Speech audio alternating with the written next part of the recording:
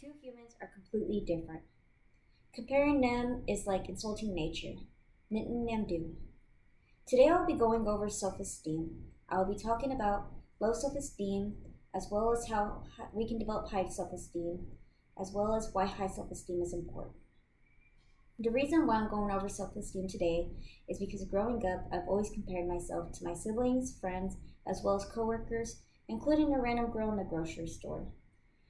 I feel like self-esteem is something we can all relate to, especially being in college. We're all trying to reach that finish line, and some people are getting there much faster than some of us. It can be a little discouraging to watch sometimes. How low self-esteem is developed is usually by neglect, punishment, lack of attention, as well as failing to meet high expectations and being excluded by your peers. It can have a real damage to the mental state.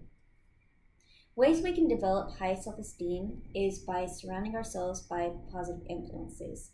People who encourage us to do our best and people who, in our eyes, simply are the best. And another way we can develop high self-esteem is by talking more positively to ourselves. For example, last week was such a struggle for me. I had a terrible day and I asked myself, why me? Why me?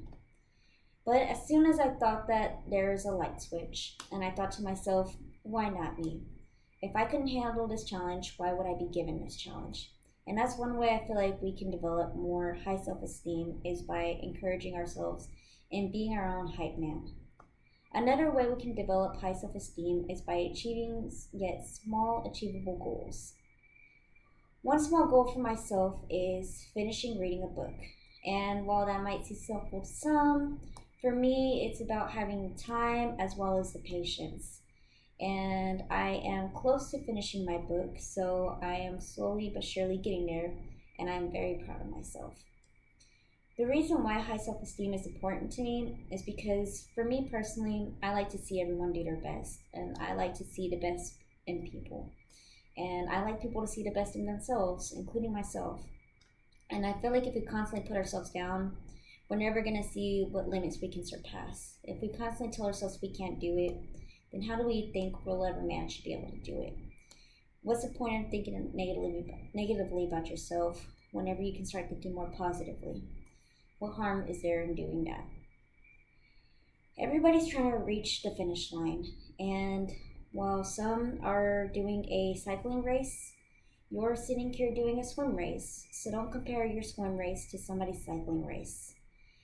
Just remember to always encourage yourself and not to compare and to just do your very best.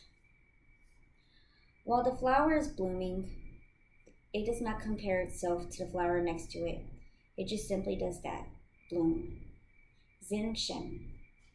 Thank you for your time.